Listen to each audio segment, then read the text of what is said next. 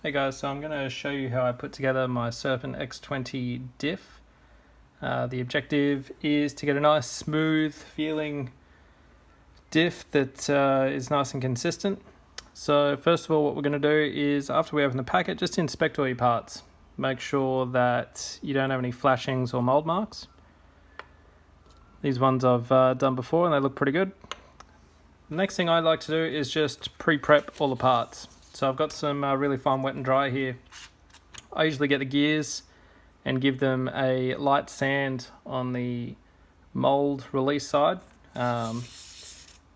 Basically it just gets any little mold marks or blemishes off. The gears are really well manufactured with the Serpent, so it doesn't really take a great deal, but you just want to make sure they're all nice and smooth. I've done all the little bevel gears already. The next thing we do in our prep before we assemble is I like to just put some holes underneath where your screws go. This is just in case you get any oil in those holes. When you tighten up the screws, they don't hydraulic and give you a false sense of being tight. So we're going to start to assemble the diff now. You want to grab some light silicone oil, and we're going to put together this side real quick. I always like to put a drop of oil where the diff cups run. As you're putting together your diff, you want to ensure that everything moves freely and smoothly. If anything's tight or binding, you want to address that problem, and you want to make sure everything's nice and lubed while you put it together. So we've got our seal here. You want to make sure it's nice and lubed up with the silicone oil. You can use grease, I prefer oil. Make sure that's nice and down. And like I said, as you go through, just make sure everything's running nice and smooth and free. You don't want any unnecessary drag there. So I've got our washer that goes down. With the Serpent, we've got a little slot here to make the pin assembly a bit easier. Can be a bit fiddly. See how we go. No problem. This is the part where I like to just make sure there's a bit of free play. So you want to be able to move the out drive in and out just a smidge. You don't want too much, but you don't want it to be bound, and you want it to be nice and smooth. Another little trick is just to put a drop of oil underneath the gear. It just holds that gear on during assembly. So again, just make sure everything's nice and smooth. It's got the free play. So this side of the diff is ready to assemble. Now I'm going to show you my method of putting the diff together without the need of bleeding the air or using an expensive bleeding tool or air remover tool. It's just a different step in the process. So this is the same as the other side. Just make sure everything's nice and smooth. The seal's all oiled up.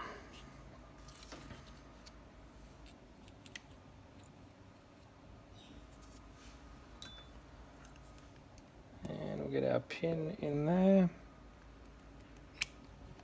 No problem. Okay, so just leave the gear out for the moment. And we're going to grab our scales. We're going to set our diff on the scales, but we're also going to include our gear as well. Turn your scale on, it should tear up 0. And then for our diff, I'm going to fill it up with some Aramax 8000, and we go 1.4 grams.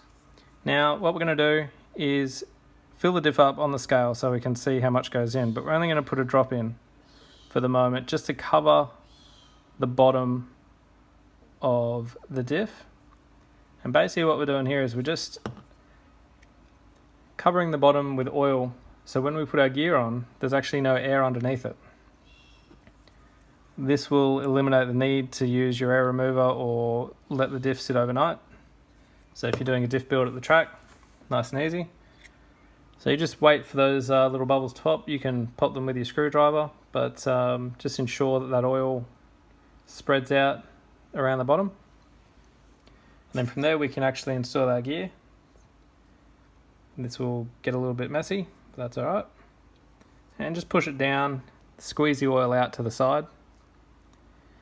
Alright. So we've got 0.3 in there at the moment. We'll just fill that up until we get 1.4.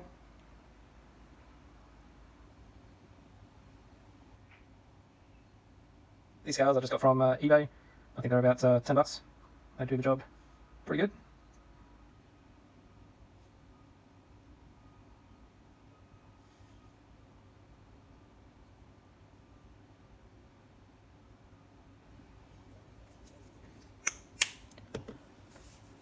Okay, so we've got our 1.4 grams there.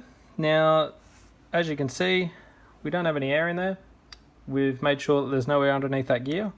And when we install our bevel gears here, there's obviously not going to be any air there as well because we're putting them submerged in the oil. So I'm going to put these together and hopefully speed the video up. Back in a sec.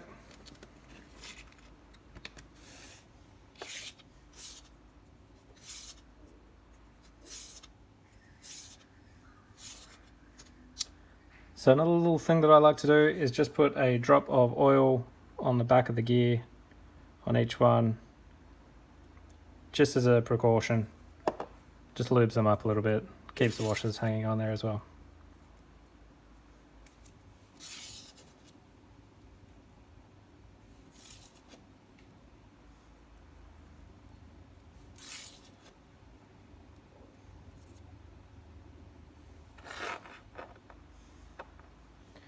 Okay, so we're now going to drop in our bevel gears. Nice and easy. You can spread them apart. You can just grab your driver and push down on the center. Nice and slow, and just squeeze that oil out.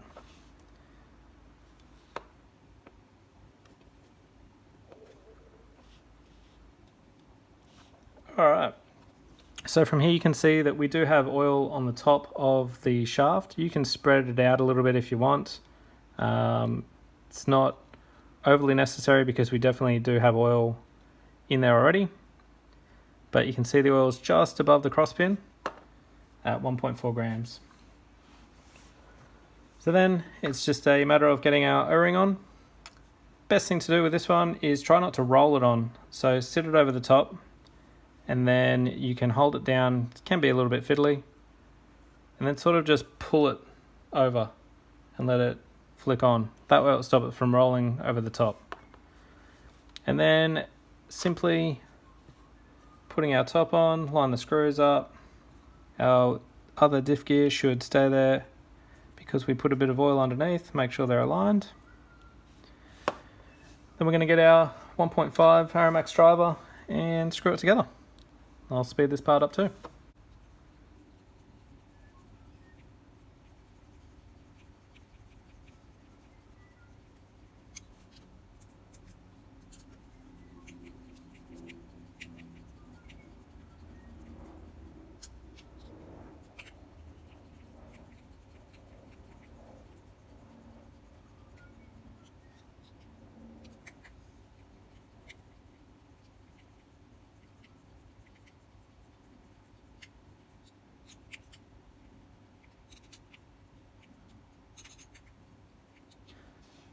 Okay, so I haven't completely tightened the screws up. I just wanted to point out that it's always a good idea to tighten them up evenly and go diagonally across.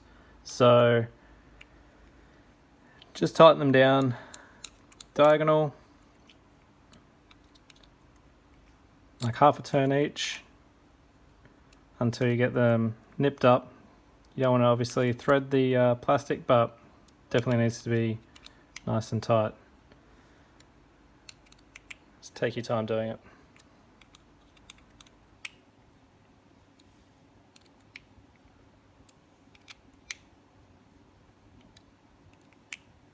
Alright, so there we have our X20 diff. It's put them in perfectly buttery smooth. And from here, we need to check with our Aramex diff check. This one is a rechargeable version.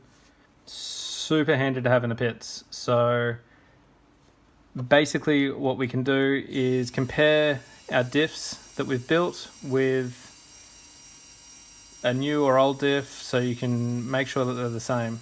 So you'll find that different brand oils give you a different reading and a different diff feel. So you can also compare with your buddies and check setups with different manufacturers and cars. This diff check, the number, will make it accurate, so you can actually have a gauge. Instead of saying to your friend that I'm running 8,000, you can tell them that you're running 0.23 on the diff check and then compare his, and it's way easier to use that way. Also, if you've got a older diff that you want to check and compare to the diff that you just built, you can also do the same. So this one's a little bit stiffer, 0.3. Now I know that this diff is stiffer than this diff. You know, super easy, super accurate. Hope you guys found some useful information there. Cheers.